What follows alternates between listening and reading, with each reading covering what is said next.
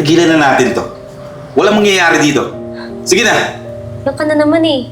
Alam mo tama si tita. Ang tigas ng puso mo.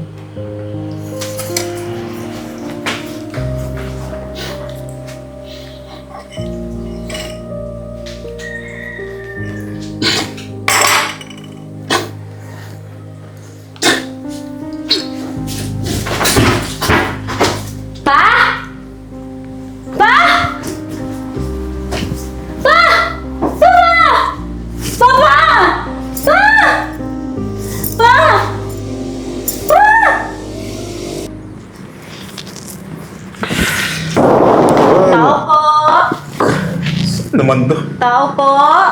Tuloy! Anak, halika, pasok ka. Oh! Anong nagtaboy ng masamang hangin para pumunta ka dito, ate?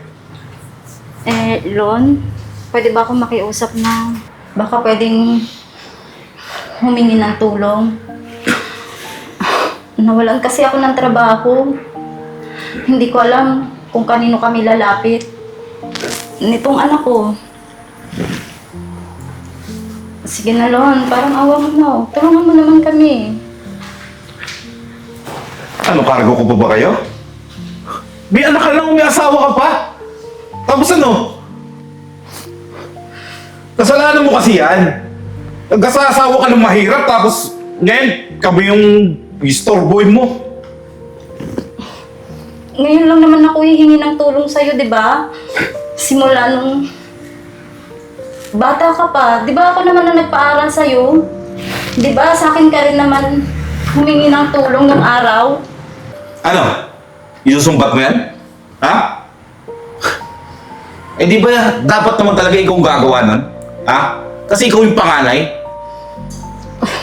Oo nga, pero ngayon kasi kailangan din namin ng tulong. Hindi naman sa isinusumbat ko sa'yo. Nanghihingi lang ako ng tulong, nagbabaka sakali. Dahil wala na rin ako ngayon. Alam mo ate, yun yung problema eh. Kapag tinulungan kita, bukas nandito ka ulit. Pati mo pagtrabahuin yung anak mo. Makapalaki ka na sinto-sinto.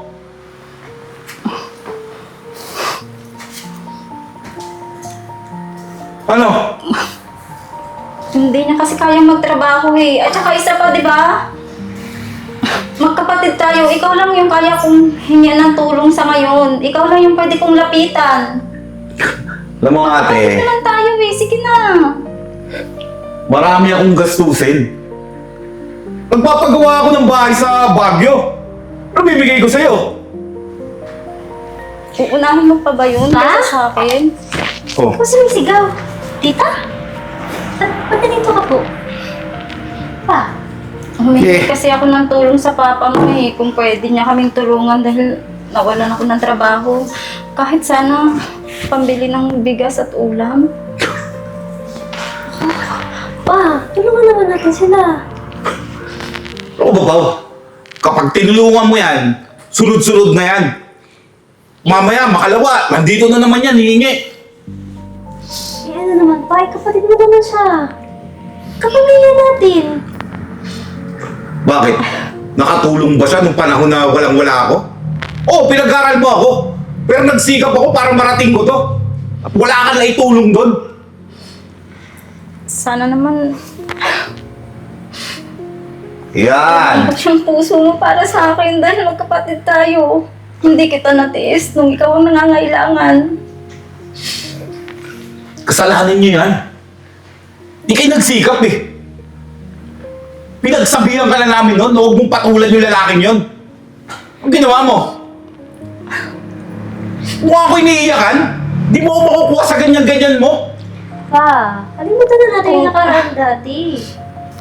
Kung ganun, aalis na lang kami. Mas mabuti pa nga. Anak, Pa, ano ba? Paano kung ako yung nasa sitwasyon nila? Tataboy mo din ako? Subukan mo lang na tulungan yung tita mo. hindi. Makakatigim ka sa akin. Pa naman, ano ba?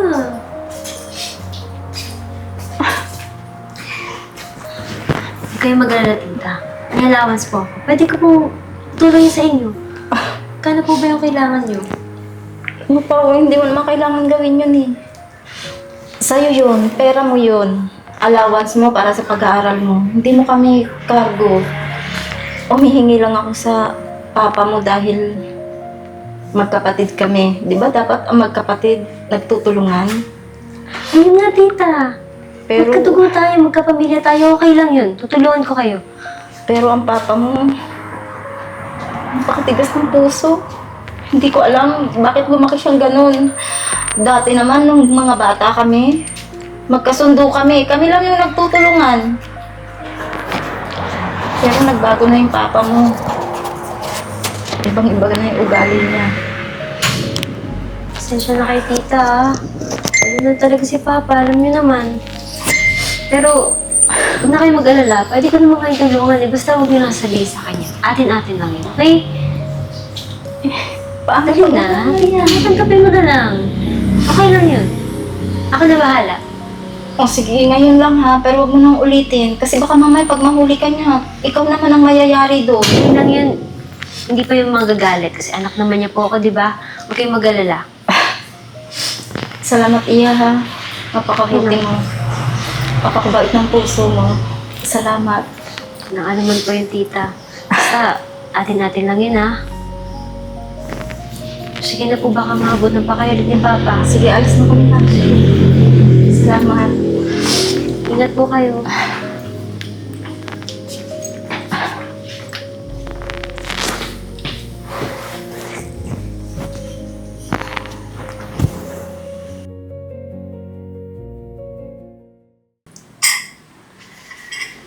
Sige, pre.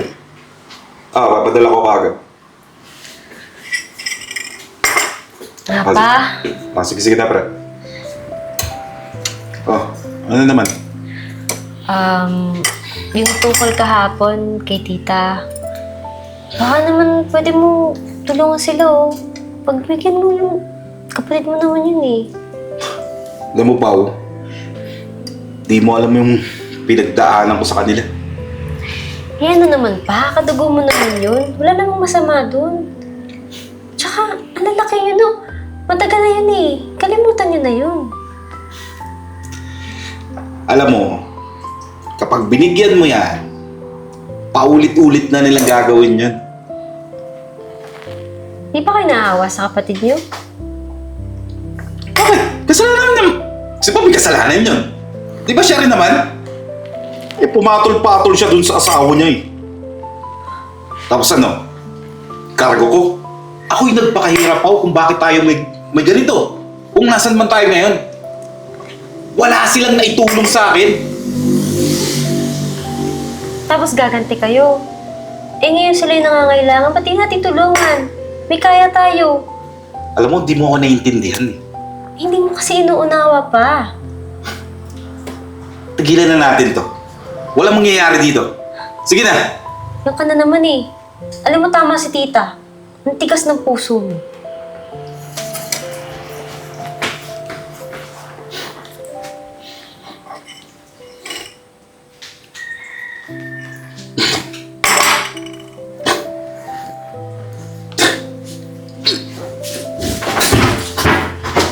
Pa?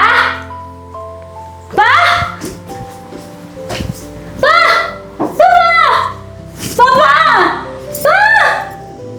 Pa!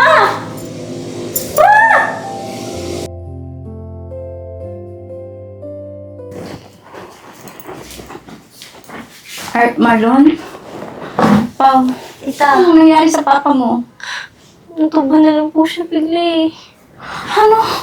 Bakit? Sabi ng doktor, wala na yung kalagayan niya. Tita, anong gagawin ko? Siguro, Pao, na-stress yung papa mo. Dahil sa tinagal-tagal ng panahon, nagkita ulit kami. Siguro, bumalik sa kanya yung mga alaala ng mga bata pa kami. Dahil ganun na lang yung sobrang galit niya sa akin. Dahil kaya ganun. Dahil mas pinili kong sumama sa papa ni BJ kaysa sa kanya. Yun ang iniisip niya eh. Kaya tumanim yun sa puso niya na hindi ko siya mahal. Tita, huwag niyo namang isipin na dahil sa inyo yun. Baka may karamdaman na rin si Papa eh. Hindi ko rin kasi alam eh. Alam mo ba, Pao? Sobrang close namin ng papa mo noon. Halos sa iisang plato lang kami kumakain. Ganon ka kami ka-close. Kaya ngayon, hindi niya matanggap yung mga nangyari na iniwan ko siya nang nag-iisa. Nang dahil sa lalaking minamahal ko. Pero bakit nandito pa kay Tita? Bakit ang bait-bait niyo kay Papa kahit na sasakit ng mga sinabi niya sa inyo? Kasi Pao, mas nangingibabaw yung pagiging magkapatid namin. Kasi siya lang yung nag-iisa kong kapatid. Gusto kong ibalik yung dating kami na masaya. Sana mapatawad niya ako sa ginawa kong yun sa kanya. Pwede nga na Tita eh, pero ako na humihingi ng tawad para kay Papa. Gusto ko lang naman maging okay ang lahat eh. Magkasundo kayong dalawa. Yun din naman ang gusto ko eh. Kaya nung nalaman kong nandito kayo sa ospital, kumaripas ako ng takbo. Marlon, Papa, salamat sa Diyos at gising ka na. Papa, okay ka lang ba? Ate, Kamusta yung pakaramdam mo?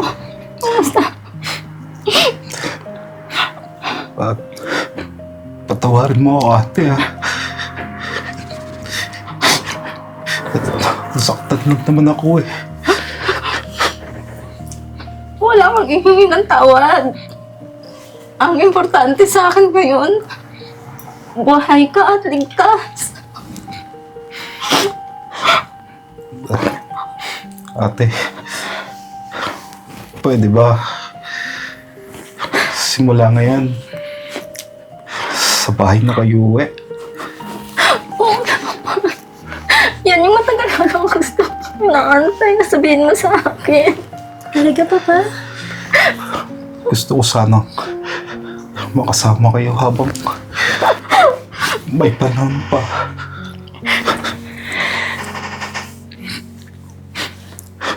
Ate, sorry ha. Patawarin na din ako. Patawarin mo rin ako sa mga nagawa ko. Lon, maraming salamat at napatawad mo ko. But,